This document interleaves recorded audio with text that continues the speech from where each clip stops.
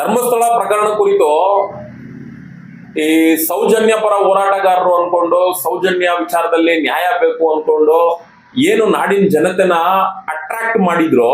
ಹೌದು, ಧರ್ಮಸ್ಥಳದಲ್ಲಿ ಇಂಥದ್ದೇನೋ ಘಟನಾವಳಿಗಳು ನಡೆದೋಗ್ಬಿಟ್ಟಿದಾವೆ, ಇಲ್ಲಿ ಭೂ ಹಗರಣಗಳಾಗಿದ್ದಾವೆ, ಮತ್ತೆ ಹೆಣ್ಮಕ್ಳುಗಳನ್ನ ಇಲ್ಲಿ ಅವ್ರ ಮನ್ಸಿಗೆ ಬಂದಂಗೆ ಅವ್ರು ಬಳಸ್ಕೊಂಡು ಹೆಣ್ಮಕ್ಳುಗಳನ್ನ ನಾನಾ ವಿಧವಾಗಿ ತೊಂದರೆ ಕೊಟ್ಟು ಸಾಯಿಸಿದ್ದಾರೆ, ಅವ್ರನ್ನ ಊತಿದ್ದಾರೆ ಅನ್ನೋ ಒಂದು ವಿಚಾರನ ಈ ಒಂದು ತಿಮ್ಮಾರೂಢಿ ಅಂಡ್ ಮಟ್ಟಣ್ಣ ಟೀಮ್ ಏನು ವಿಡಿಯೋಗಳು ಮಾಡೋದ್ರ ಮುಖಾಂತರ ಜನರಲ್ಲಿ ಇಂಥದ್ದೇನೋ ಒಂದು ಪ್ರಕರಣ ಇಲ್ಲಿದೆ ಅನ್ನೋದನ್ನ ತೋರಿಸ್ಕೊಂಡು ಏನ್ ಈ ಧರ್ಮಸ್ಥಳ ಪ್ರಕರಣದಲ್ಲಿ ವೀರೇಂದ್ರ ಹೆಗಡೆ ಅವರ ಕುಟುಂಬನ ಅವರು ಬೆರಳು ಮಾಡಿ ತೋರಿಸುವಂತ ರೀತಿಲಿ ಮಾಡ್ತಾರೆ.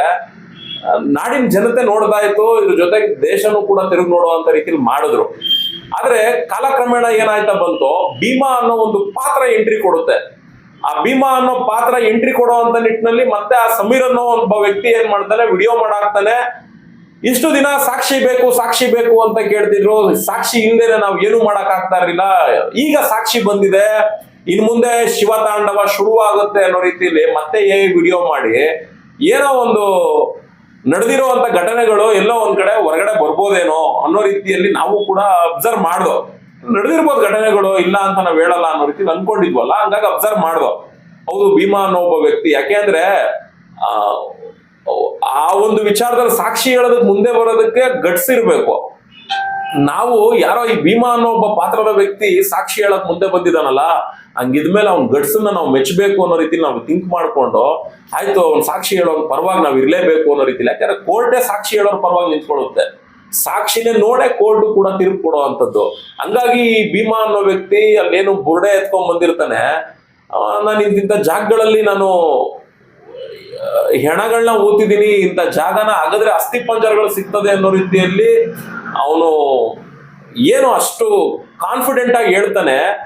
ಅದನ್ನ ನೋಡಿದಾಗ ಎಂಥವ್ರಿಗೆ ಆದ್ರೂ ಸರಿ ಒಂದು ಕ್ಯೂರಿಯಾಸಿಟಿ ಬಂದೇ ಬರುತ್ತೆ. ಅವನ ಅಷ್ಟಿಂದ ಹೇಳಕ್ ಸಾಧ್ಯ ಇಲ್ಲ, ಇಂಥ ಒಂದು ವಿಚಾರದಲ್ಲಿ ಸಾಕ್ಷಿಯಾಗಿ ಮುಂದೆ ಬಂದಿದ್ದಾನೆ ಅಂದ್ಮೇಲೆ ಅವನ ಸಾಕ್ಷಿನ ನಾವೆಲ್ಲರೂ ಕೂಡ ಒಪ್ಕೊಳ್ಳೇಬೇಕಾಗ್ತದೆ ಅನ್ನೋದು ಕೂಡ ಜನಗಳ ಮನಸ್ಸಲ್ಲೂ ಕೂಡ ಬಂದೇ ಬರ್ತದೆ, ಅದು ಕಾಮನ್ ಅದು.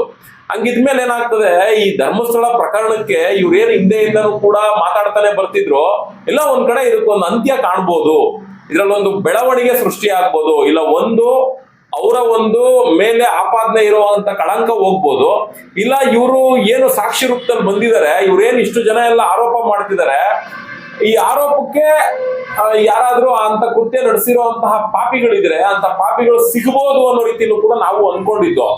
ಆದ್ರೆ ಇಲ್ಲಿ ಏನಾಯ್ತು, SIT ಟೀಮ್ ರಚನೆ ಆದ್ಮೇಲೆ ನೀವೇ ಎಲ್ಲ ನೋಡ್ದಂಗೆ ಗುಂಡಿಗಳೆಲ್ಲ ಅಗದಿದ್ದಾಯ್ತು, ಯಾವ ಗುಂಡಿಯಲ್ಲೂ ಕೂಡ ಏನು ಅವಶೇಷಗಳು ಸಿಗಲೇ ಇಲ್ಲ.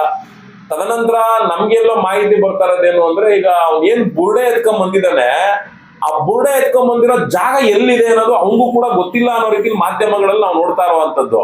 ಮತ್ತೆ ಅದನ್ನ ಕೇಳಿದ್ರೆ ನಾನಾ ಗುಡ್ಡದ ಅಡ್ರೆಸ್ಗಳು ಹೇಳ್ತಾನೆ, ಯಾವಾಗ ಕಾಡ್ ಅಡ್ರೆಸ್ಗಳು ಹೇಳ್ತಿದ್ದಾನಂತೆ.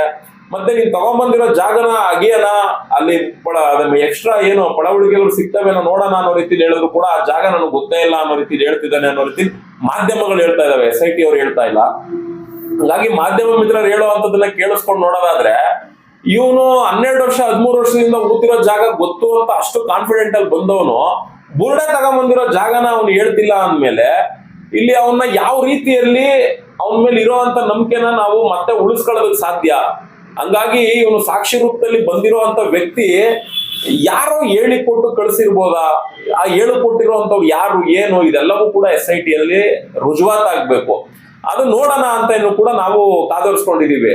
ಏನ್ ಈ SIT ಟೀಮ್ ರಚನೆ ಆದ್ಮೇಲೆ ಈ ಭೀಮಾ ಇವೆಲ್ಲ ಪಾತ್ರಗಳು ಬಂದ್ಮೇಲೆ ಇವ್ರೇನು ಈ ಸುಜಾತಾ ಭಟ್ ಅನ್ನೋರು ಬರ್ತಾರೆ, ನಿಜವಾಗ್ಲೂ ಆ ಅಮ್ಮ ಕೇಳಿದಿಷ್ಟೇ, ನಾವು ನೋಡ್ದಂಗೆ ಆ ಅಮ್ಮ ಕೇಳಿದಿಷ್ಟೇ, ನನ್ನ ಮಗಳು ಇಲ್ಲಿ ಬಂದು ಕಾಣೆ ಆಗಿದ್ದಾಳೆ, ಈ ಭೀಮಾ ಅನ್ನೋನು ಏನಾದ್ರು ಅಸ್ಥಿ ಪಂಜರಗಳು ತೋರ್ಸಿದ್ರೆ ಆ ಗುಂಡಿ ಆಗದಂತ ಜಾಗದಲ್ಲಿ ಅದ್ರಲ್ಲಿ ಏನಾದ್ರೂ ಪಳವಳಿಕೆ ಸಿಕ್ತು ಅಂದ್ರೆ, ಅದೇನಾದ್ರೂ DNA ಮ್ಯಾಚ್ ಆಗಿ ನನಗೆ ನನ್ನ ಸಂಬಂಧ ಇತ್ತು ಅಂದ್ರೆ ದಯವಿಟ್ಟು ಆ ಒಂದು ಅಸ್ಥಿ ಪಂಜರಗಳನ್ನ ಕೊಟ್ಬಿಡಿ, ನಾನು ಹಿಂದೂ ವಿಧಿವಿಧಾನದ ಪ್ರಕಾರ ಅದೇನಿದೆ ಆ ಕಾರ್ಯನ ನಾನು ಮಾಡ್ಕೊಡ್ತೀನಿ ಅನ್ನೋ ರೀತಿಲಿ ಅದಷ್ಟೇ ಕೇಳಿದ್ದ ಅಮ್ಮ.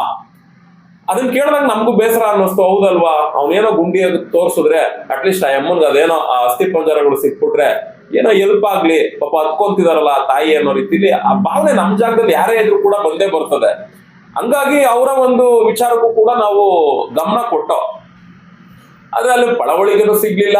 ಆಮೇಲೆ ಆ ತಾಯಿ ಮಾತುಗಳು ಯೂಟ್ಯೂಬ್ ಚಾನಲ್ಗಳಲ್ಲಿ ಕೆಲವೊಂದ್ ಕಡೆ ಮಾತಾಡಿರುವಂತ ಮಾತುಗಳದ್ದು ವಿಡಿಯೋಸ್ಗಳನ್ನ ನೋಡ್ತಾ ಬಂದಾಗ ನಮಗೂ ಬೇಸರ ಅನ್ಸಿದ್ದೇನು ಅಂದ್ರೆ, ಅಲ್ಲೇನೋ ಧರ್ಮಸ್ಥಳಕ್ಕೆ ಹೋಗ್ಬೇಕು, ಕಲ್ಲೊಡಿಬೇಕು ಅನ್ನೋದು. ಮತ್ತೆ ಅವ್ರು ಯಾರು? ಆ ಧರ್ಮಸ್ಥಳ ಪೂಜೆ ಮಾಡ್ಬೇಕಾಗಿರೋದು ಬ್ರಾಹ್ಮಣರು, ಜೈನ್ರು ಯಾಕೆ ಮಾಡ್ತಾರೆ? ಈ ಧರ್ಮಸ್ಥಳ ಯಾಕೆ ಅಲ್ಲಿರ್ಬೇಕು? ಸರ್ಕಾರ ಸುಪ್ಪರ್ದಿಗೆ ಕೊಟ್ಬಿಡ್ಬೇಕು. ಆ ತಾಯಿಗೆ ಬೇಕಿರೋದೇನು? ಅಸ್ಥಿ ಪಂಜರ ಬೇಕು ಅಷ್ಟೇ, ಅದಷ್ಟೇ ಬೇಕು. ಅವ್ರ ಮಗಳಿಗೆ ಅನ್ಯಾಯ ಆಗಿದ್ರು ಕೂಡ ನನಗೆ ನ್ಯಾಯ ಬೇಡ, ನನಗೆ ಅಸ್ಥಿ ಪಂಜರ ಬೇಕು ಅಂತ ಕೇಳದಂತ ಆಕೆ ಏಕಾಏಕಿ ನನಗೆ ಧರ್ಮಸ್ಥಳದ ಬಗ್ಗೆ, ಧರ್ಮಸ್ಥಳದಲ್ಲಿರುವಂತ ದೇವಸ್ಥಾನ ಸರ್ಕಾರ ಕೊಡೋದ್ರ ಬಗ್ಗೆ, ಮತ್ತೆ ಅವ್ರು ಯಾಕೆ ಜೈನ್ ಕುಟುಂಬದವ್ರು ಯಾಕೆ ಅದನ್ನ ಪೂಜೆ ಮಾಡ್ಬೇಕು, ಬ್ರಾಹ್ಮಣರು ಯಾಕೆ ಪೂಜೆ ಮಾಡ್ಬಾರ್ದು, ಈ ತಾಯಿಗೆ ಅದೆಲ್ಲ ಅಗತ್ಯತೆ ಇಲ್ಲ.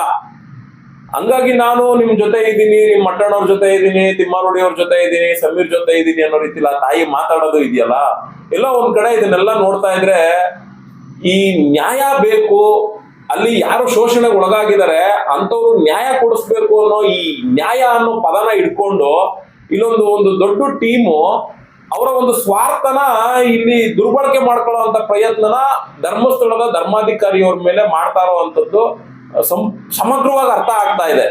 ಒಂದು ಭೀಮಾ ತೋರಿಸಿರುವಂತ ಜಾಗಗಳಲ್ಲಿ ಪಳವಳಿಕೆ ಸಿಗ್ತಾ ಇಲ್ಲ, ಆಯ್ತು ಅವ್ನು ಯಾವಾಗ ಊತಿರ್ತಾನೆ, ಅವ್ರು ಸಿಕ್ಕಿಲ್ದೇ ಇರ್ಬೋದು, ಆಯ್ತು ಒಪ್ಕೊಳ್ಳೋಣ, ಹೋಗ್ಲಿ. ಅವನೇ ಗುಂಡಿ ತೆಗೆದು ಬುರ್ಡೆ ಎತ್ಕೊಂಡ್ ಬಂದಿದ್ದಾನಲ್ಲ, ಆ ಜಾಗನಾದ್ರೂ ಅಗದ್ರೆ ಬಾಕಿ ಉಳಿದಿರೋ ಸ್ಕೆಲಿಟನ್ ಸಿಗ್ಬೋದು. ಅವನು ಅದನ್ನು ತೋರ್ಸಕ್ ರೆಡಿ ಇಲ್ಲ ಅಂದ್ಮೇಲೆ ಇಲ್ಲಿ ಭೀಮನ್ನು ನಂಬಕ್ ಆಗ್ತಾನೂ ಇಲ್ಲ. ಮತ್ತೆ ಸುಜಾತ ಭಟ್ ಅವರು, ಅನನ್ಯ ಭಟ್ ಅಸ್ಥಿ ಮೂಳೆ ಸಿಕ್ಕಿಲ್ಲ ಅಂದ್ಮೇಲೂ ಕೂಡ ನನ್ನ ಮಗಳು ಅಸ್ಥಿ ಮೂಳೆ ಸಿಕ್ಕಿಲ್ಲ ಬಿಡ್ರಪ್ಪ ಅಂತಾನು ಇಲ್ದಂಗೆ ಯಾರ್ದೋ ಫೋಟೋ ಕೊಡೋದು, ಒಂದೇ ತರ 7 ಜನ ಇಲ್ವಾ ಅನ್ನೋದು, ಆಮೇಲೆ ಇನ್ಯಾರೋ ಬಂದು ಪ್ರಶ್ನೆಗಳು ಕೇಳಿದ್ರೆ ಅದಕ್ಕೆ ನಾನಾ ವಿಧವಾದ